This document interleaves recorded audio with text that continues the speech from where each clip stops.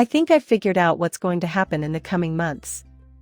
I also have faith in its potential effect on the stock market. I'm going to make a bold claim, one that could go down in history as one of the site's most accurate predictions ever made. The future has no guarantees. However, that is the very reason you came. You don't watch for the routine news and petty trade advice. You've come to witness history in the making. You've come in search of the unforeseeable, those black swan occurrences. I've proven time and time again that I can be a steady source of calm guidance as you navigate uncertain circumstances.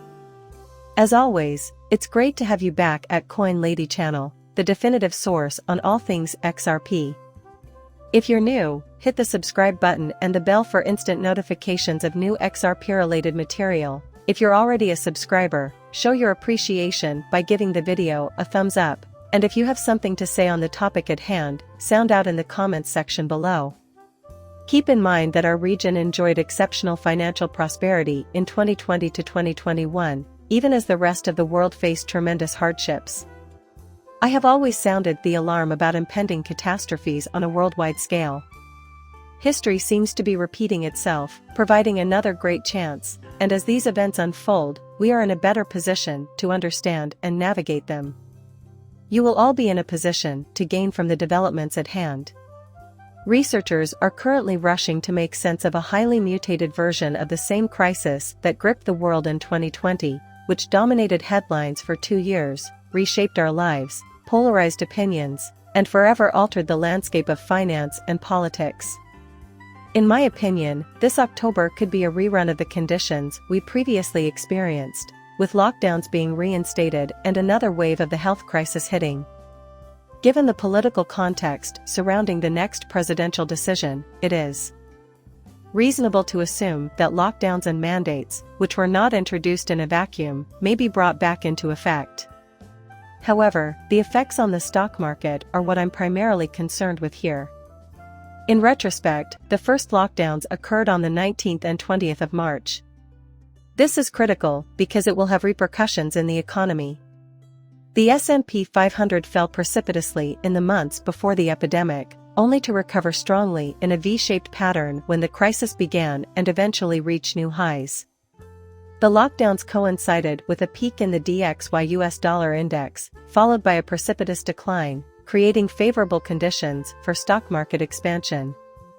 Meanwhile, Bitcoin's value fell from around $10,000 to a shocking $3,500 in the cryptocurrency market. At the same time, the value of XRP dropped from about 33 cents to 11 cents.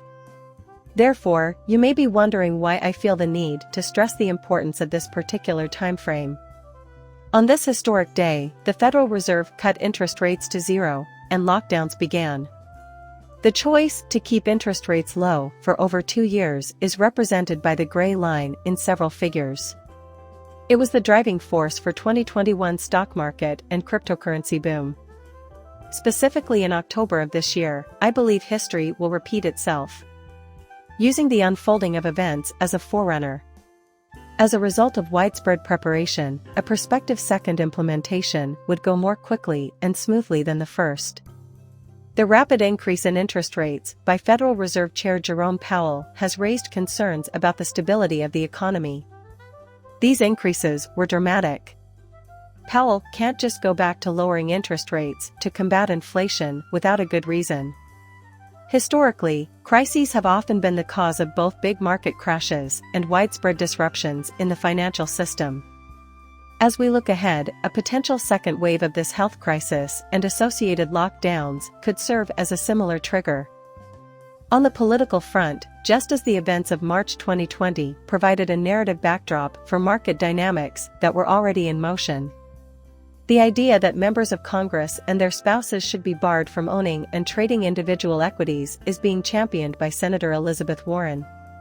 Interestingly, this is one of the few legislative proposals that has garnered bipartisan support and widespread public approval, but in my opinion, this proposal signals a broader intent to take advantage of the crisis to reconfigure the financial systems, potentially at the expense of the average American's retirement funds and 401(k)s. Though it was suggested in jest that the stock ban bill be called the Pelosi Act, this piece of legislation may prove to be a bellwether, signaling that the events I've alluded to are closer to realization than many might think. Interestingly, times of crisis have proven to be favorable for the cryptocurrency market. Most cryptocurrency investors lucked out during the initial shutdown and when interest rates were lowered. I think we may be on the verge of a similar double-edged situation. The market is expected to drop dramatically in October, but then quickly recover in a V-shaped pattern. Knowing how negative interest rates and extremely low rates affect the use of digital currencies issued by governments is essential. CBDCs, remember this in March of 2020. An IMF paper titled "How Can Interest Rates Be Negative" was published while a worldwide health problem was escalating, suggesting that the push toward negative interest rates would be a first step toward bringing about broad adaptation of CBDC. Worldwide, the concept of delving into the negative has been investigated, and the United States may soon follow suit. This is what it comes down to. Expect major events to be carefully timed as we approach towards an election year. The possibility of capitalizing on another health catastrophe or similar occurrence in 2024 is increasing in popularity. To make it easier to implement CBDCs and, eventually, universal basic income, I urge you to not rely solely on my word. Many of the forecasts I've made since 2020 are reflected in a fascinating interview with the Bank for International Settlements that focuses on the benefits of CBDCs. The XRP community has been pushing for these modifications for quite some time. If these forecasts come true, the locals may reap significant rewards, both monetarily and morally. The cyclical narrative of issue reaction and remedy is crystal evident in 2020 and 2021, when I go on and on about stimulus checks as the payoff, it appeared, for our collective acquiescence. Inefficiencies in the financial infrastructure combined with real-time gross settlement systems make the case for central bank digital currencies, and as artificial intelligence, AI, and automation, AI, continue to displace jobs, the likelihood of universal basic income rises. All of these problems have led to a proposal to offer monetary relief to the public. However, the delivery system is antiquated.